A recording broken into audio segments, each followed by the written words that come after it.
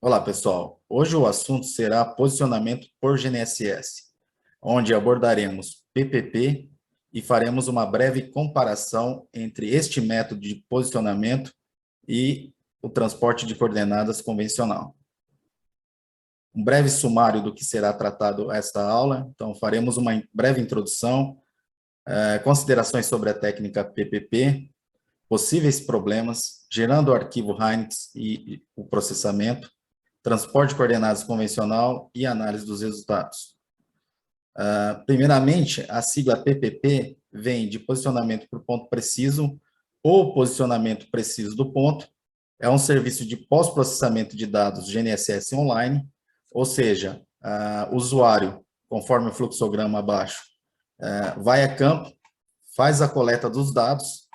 Após a coleta dos dados, seguindo todos os parâmetros recomendados pelo provedor do serviço, ele vai transformar aqueles dados brutos do equipamento dele no formato universal de dados GNSS, que é o Hynix. Através do computador, ele vai mandar esse dado para o serviço de processamento online, no caso, o PPP, aonde esse serviço vai realizar o processamento fazendo correções de alguns dados, principalmente das órbitas precisas, vai utilizar o mapa de ionosfera, a correção dos relógios dos satélites, orientação da Terra, entre outros.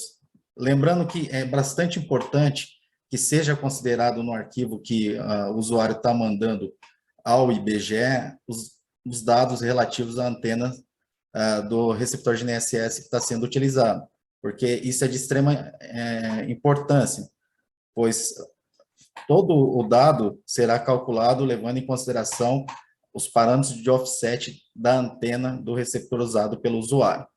Então, o serviço de PPP do IBGE é baseado no NRCan, que é lá do Canadá.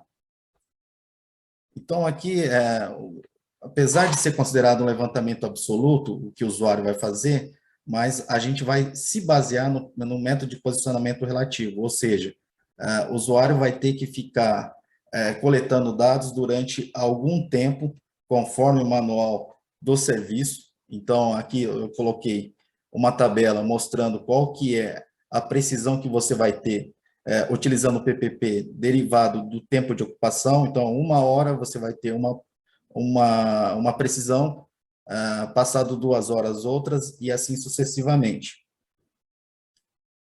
Bom, os possíveis problemas que a gente pode ter durante a preparação dos dados. Então, conforme eu falei anteriormente, né, um grande problema que a gente pode ter é a falta do parâmetro da antena do receptor que eu estou utilizando. Então, no meu caso aqui, eu estou mostrando o cabeçalho do Hynix, onde ele está mostrando o modelo de antena que eu estou utilizando. Porém, se eu estou utilizando algum equipamento que durante a conversão para o formato Hynix, ele não carregou o modelo de antena, o que, que eu posso fazer? Eu posso entrar nesse site aqui, site do ngs.noaa.gov, e buscar qual que é a nomenclatura da antena que eu utilizei. Então, se a gente entrar lá no NGS, no site do NGS, que é esse site aqui, a gente entrar aqui no Data Imagery, Antena Calibration Data. Então, o que, que eu vou fazer? Eu vou procurar o fabricante do equipamento que eu estou utilizando. Então, por exemplo, no meu caso ali que estava mostrando, era um Geomax, e aqui ele está listando todas as antenas de equipamentos Geomax que é calibrado. Então, no meu caso, a antena que eu estou utilizando é um Zenit 35, conforme está sendo mostrado aqui. Então, se eu tivesse dúvida, o que eu poderia fazer? Eu venho aqui em antena info, vejo qual que é o nome que ele está utilizando no arquivo, copio e posso copiar lá no arquivo Hynix, tá? Então, essa é uma possibilidade de resolver esse problema.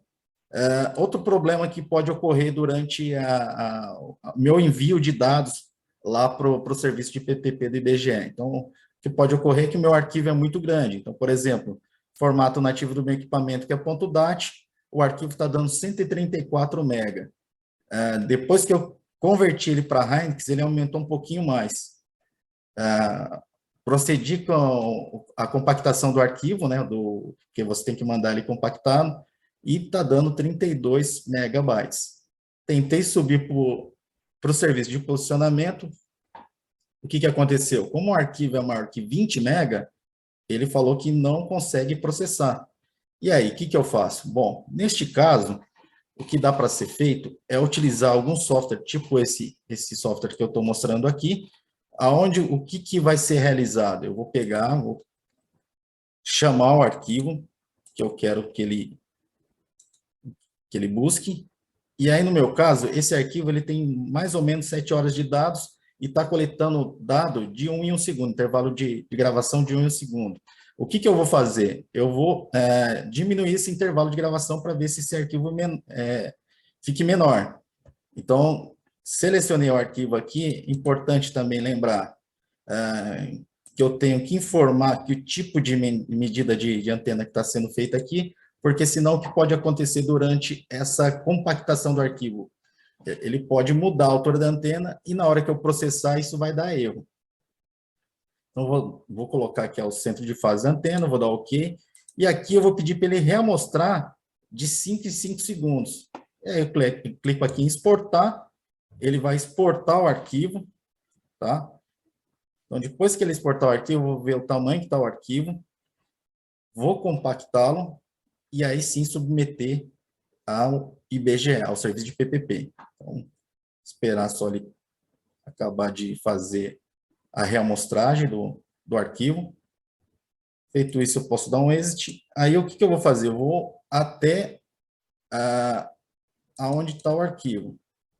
Então, perceba que o arquivo ele foi transformado para 24 mega. Então, agora eu tenho um arquivo zipado de 6 megabytes. Então, agora eu posso fazer o quê? Ir lá no serviço de PPP do IBGE. Então, vou entrar aqui, estatísticas, geociência. Então, tudo que está ligado, voltado à nossa profissão, a gente vai encontrar em geociências. Então, geociências, posicionamento, serviço para posicionamento geodésico. Então, vou vir aqui, vou pegar o PPP, vou mandar processar os dados. Isso aqui é importante também, toda vez que eu vou começar a utilizar uma nova metodologia de trabalho, é importante eu conhecer como funciona essa metodologia. Então, uma das coisas importantes para todo mundo que trabalha com posicionamento por GNSS é ler o manual, tá, do serviço. Então, procedendo aqui, o que eu faria agora? Eu viria aqui, pegaria meu arquivo e vou mandar abrir, coloco o meu e-mail aqui e vou mandar processar. Uma outra forma de eu resolver o problema da minha antena é o quê? Durante a fase de introdução dos dados para o processamento, o que eu posso fazer? Eu posso vir aqui e colocar também o modelo de antena que eu estou trabalhando, tá? Então, eu poderia vir aqui e colocar, no meu caso aqui, ó, é o Geomax, o 35 none aqui. Se eu tivesse também dificuldade durante a minha exportação, ele não carregou a altura de antena, também eu poderia colocar a altura de antena aqui, e aí eu marco para que ele faça a mudança da altura de antena. Aí ele vai levar em consideração isso. Bom, feito isso, basta eu mandar processar, e aí ele vai processar. Então, ele vai demorar um pouquinho, mas ele está processando. Enquanto isso, tudo que eu falei relativo ao modelo de antena, então aqui na sequência do meu slide, ó, então, por exemplo, até dou um exemplo aqui de um receptor da CHC. Então, durante a transformação do dado bruto no formato Hynix, ele não carregou o nome da antena. Eu entrei lá no site do NGS, conforme mostrei para vocês, peguei qual que era a nomenclatura daquele receptor.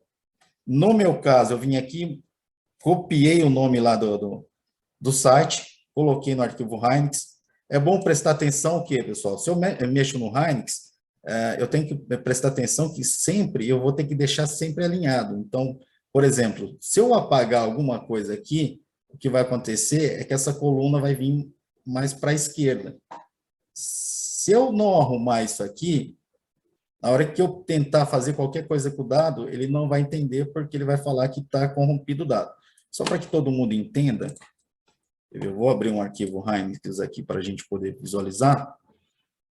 O que eu estou falando é isso. Ó. Fiz alguma alteração, faz de conta que está sem modelo de antena nesse caso aqui. Está vendo aqui, ó, antena type, sem o modelo de antena.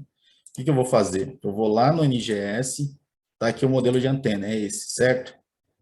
O que eu faço? Eu venho aqui agora, o modelo de antena tem que estar aqui. Eu mando copiar. Olha o que aconteceu. Ele jogou para frente o caractere, só que esse caractere tem que estar alinhado com o caractere de cima. Então, o que eu vou fazer? Vou vir aqui e vou voltar até que ele fique alinhado. Aí sim eu vou mandar salvar. Bom, pronto. Então, a gente pode alterar qualquer coisa que tenha no cabeçalho do Heineken, mas eu tenho que prestar atenção para deixar sempre alinhados os caracteres. Bom, voltando lá para a nossa apresentação. Então, foi feito o processamento, né? Então, o processamento foi feito, está aqui, ele já processou. Aí basta eu fazer o download dos dados.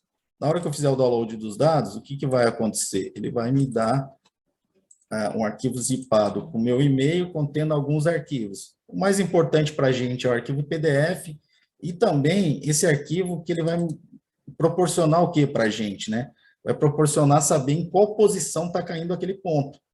Ah, mas por que eu preciso disso? Porque às vezes pode ser que tenha alguma inconsistência no dado Hynix que eu não estou conseguindo identificar.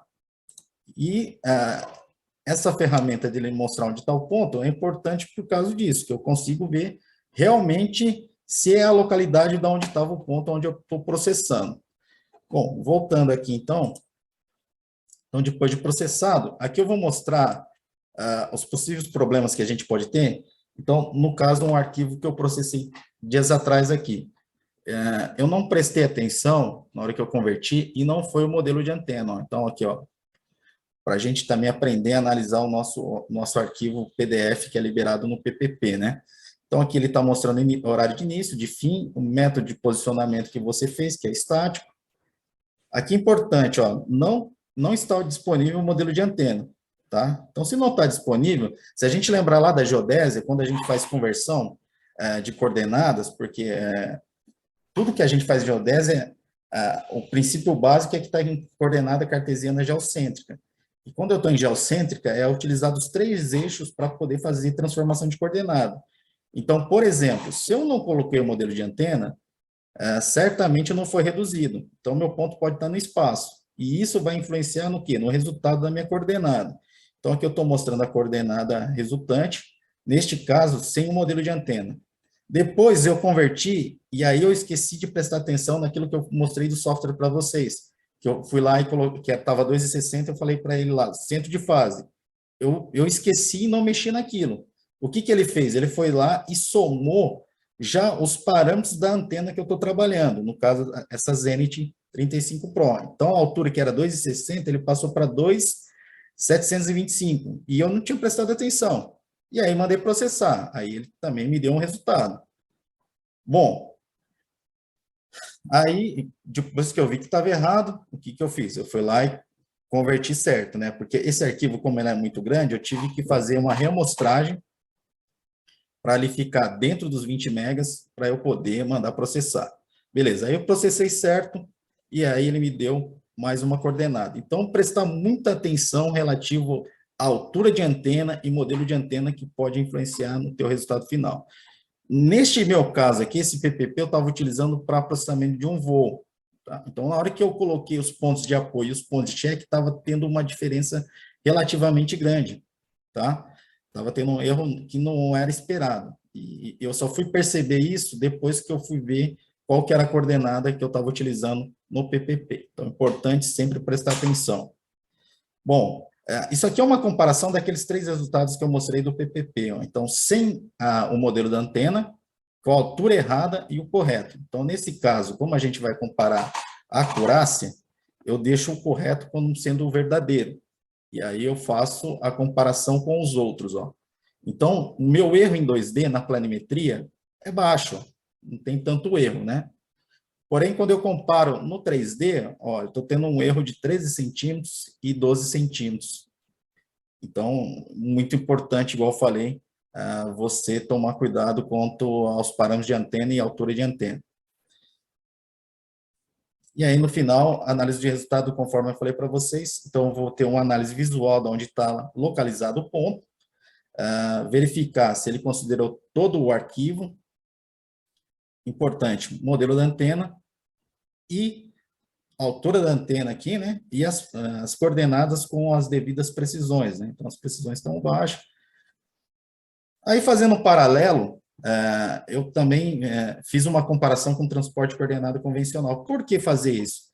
Porque, às vezes, eu estou prestando um serviço onde o escopo do meu projeto pede que eu tenha uma precisão muito refinada e, às vezes, o PPP pode não atender, tá? Então, por exemplo, uma obra do metrô. Alguém pegou para fazer algum trabalho relativo à topografia do metrô. Então, o erro de fechamento, por exemplo, de poligonal topográfica no metrô é 1 para 100 mil, tá? 1 para 100 mil. Então, nesses casos, eu indico que faça o transporte de coordenada convencional, porque o erro certamente vai ser menor durante o transporte coordenado convencional. Então, o transporte coordenado convencional é aquele onde eu vou pegar duas estações da RBMC, tá? Duas estações da Rede Brasileira de Monitoramento Contínuo, vou pegar os dados e a monografia, que é a coordenada oficial, vou introduzir num software de processamento, por exemplo, aqui eu fiz no TopContus. Então, aquela base que eu mostrei anteriormente, ela fica na cidade de Porangaba. Então, eu peguei as bases mais próximas que tem da RBMC, que no caso é Sorocaba e Campinas. Então, só para a gente olhar lá no software, eu peguei, então, Sorocaba e Campinas. Como que eu faço isso? Eu venho aqui, conforme eu falei, né, IBGE, né, eu vou mandar voltar aqui no IBGE. Então, no meu caso aqui, tudo que é da nossa área está aqui dentro de geociência. Eu costumo sempre baixar os dados da RBMC pelo download, porque eu venho aqui em download, vou aqui em informações sobre o posicionamento geodésico e vou pegar a RBMC. Uma outra coisa que eu utilizo para me ajudar é esse site aqui, que é o GNSS Calendar. Então, eu entro nele, vou definir a data que eu trabalhei, então, vou clicar aqui, ó, foi 5 de abril, automaticamente, o que ele me mostra? O dia contado do ano, que é o dia 95, e uma outra coisa importante, caso eu queira trabalhar com efemérides precisa, é a semana GPS. A semana GPS, e na sequência ele também dá o dia da semana GPS. Lembrando que que a semana GPS começa no domingo, onde o domingo é 0, segunda 1, terça 2, quarta 3, quinta 4, sexta 5 e sábado 6. Então, no meu caso aqui, se está dia 2, significa que foi na terça-feira, né? Bom, então, por que isso é importante? Primeiramente, para mim baixar os dados da RBMC. Então, é o dia 95. Então, vou lá, RBMC, dados 2022, 95.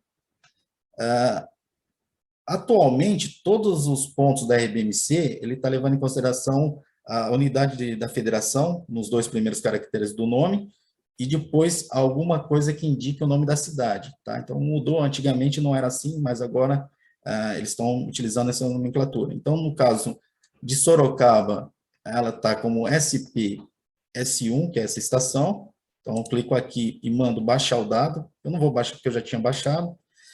E também vou pegar Campinas, que no caso é SPC1, tá? Feito isso, qual que é meu próximo passo quando eu estou processando convencional? Eu vou pegar a monografia. O que é a monografia? A monografia é onde está a coordenada oficial daquele vértice. Então, eu vim aqui, vou pegar Sorocaba, então está aqui Sorocaba, eu também já tinha baixado, e Campinas. Tá? Mas para que serve isso? Simples. Na hora que eu for processar meu dado, eu vou utilizar as coordenadas oficiais. Por quê? Porque quando eu importo o dado no software de processamento, o que ele faz? Ele pega a média das 24 horas de dados e coloca uma coordenada lá. Então, nesse caso aqui, o meu ponto está no fuso 22 e os outros dois pontos estão no fuso 23. Então, quando eu vou processar, eu venho aqui e processo sem utilizar projeção, né? Então, eu vou utilizar só a latitude e longitude, nesse caso, e a altitude elipsoidal.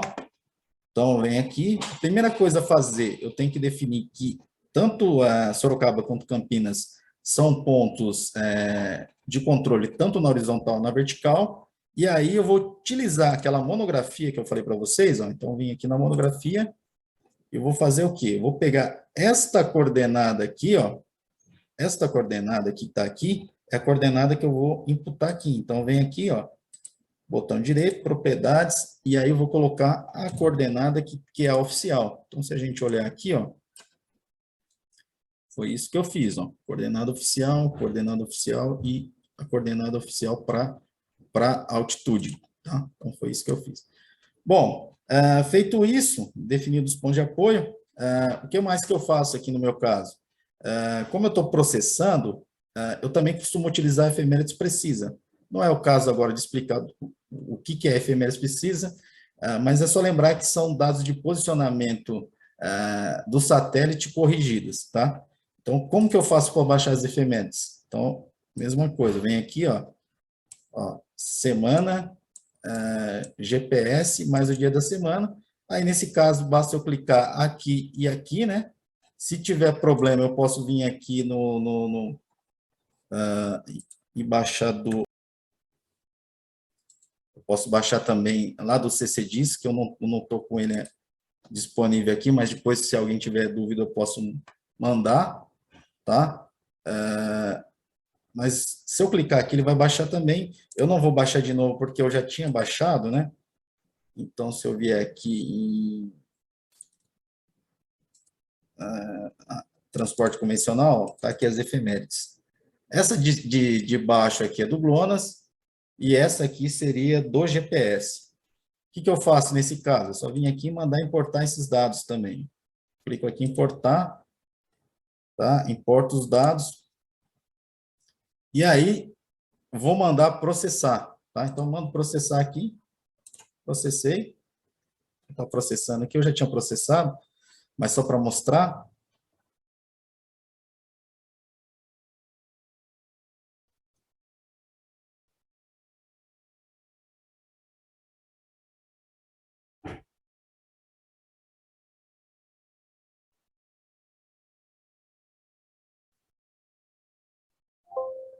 Tá lá, processou, e o próximo passo eu mando ajustar. Beleza, feito o ajuste, aí eu posso mandar voltar e utilizar a projeção, né? Eu posso mandar voltar e utilizar a projeção. Por quê? Porque agora eu preciso só da coordenada do ponto que está no fuso 22. Pronto, feito.